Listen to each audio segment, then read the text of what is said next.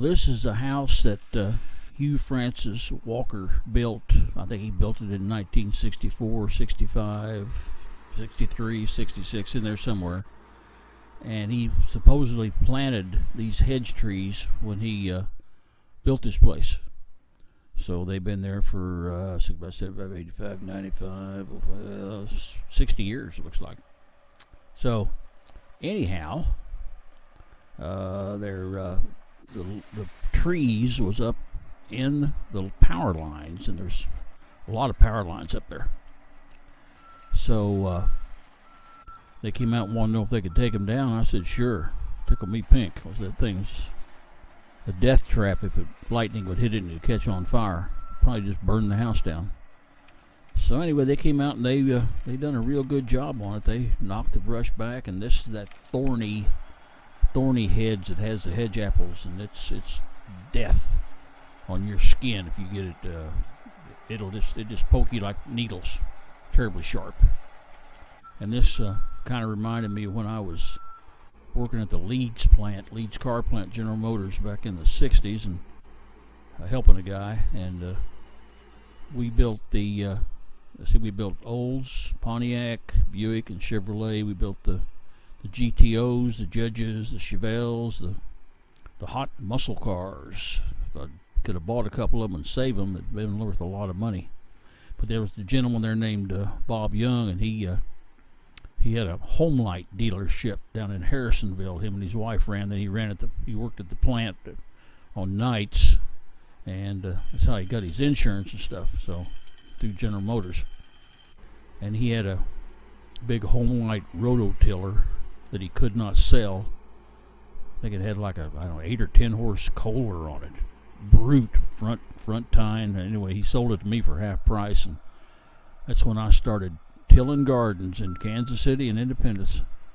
So used it about, I think, 6 years. Tilled a bunch with it, and it finally went down. I went to the Troy built with the rear tine, and that was nice. But Bob, he had a big old home light, I think a 36-inch bar. I don't know how many horsepower it was, and he wanted to sell it to me, so he sold it to me for his cost, which I think seemed like $240. So it had been about $500 back in the late 60s, early 70s for a change. That's a lot of money. I couldn't hardly lift the thing. I think I wound up selling it to a guy that trimmed trees, and he was going to buck logs with it on his thing. So that's kind of a little history there. And then I went to work for Curtis Walker, and he was a tree trimmer. This was all part-time. I was still working at the plant. It was all part-time. And we went out and did a lot of trees, and I was the brush man, they call it, which was basically he cut them on the ground, and I drug the brush to the truck and loaded it. And you do 4 hours of that, and then go in and do an 8 or 9 hour shift at the car plant. It'll keep you skinny. So I ain't skinny no more, but I was then, working all the time, 2 jobs. But these guys here, this is nice equipment. That John Deere right there loading that stuff is, well, that's nice. Don't have the thorns, anything. This is a really good crew too. They do nice work. You can see that log there's got the hole in the middle, which shows that was starting to rot, although it's still strong as steel probably. But it seems like they were out there 2.5 days getting all this done. It seemed like 2.5 days they were out there, and they did a lot of work, hauled a lot of wood. Good crew, good bunch of guys.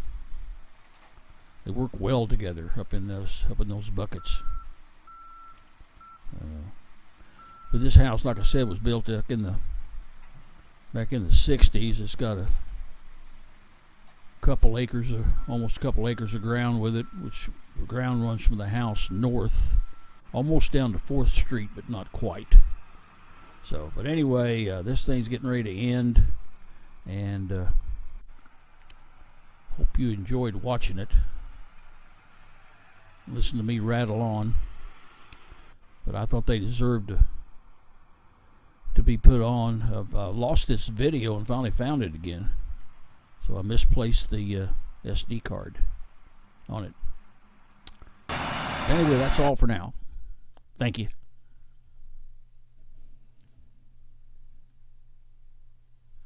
And be safe out there.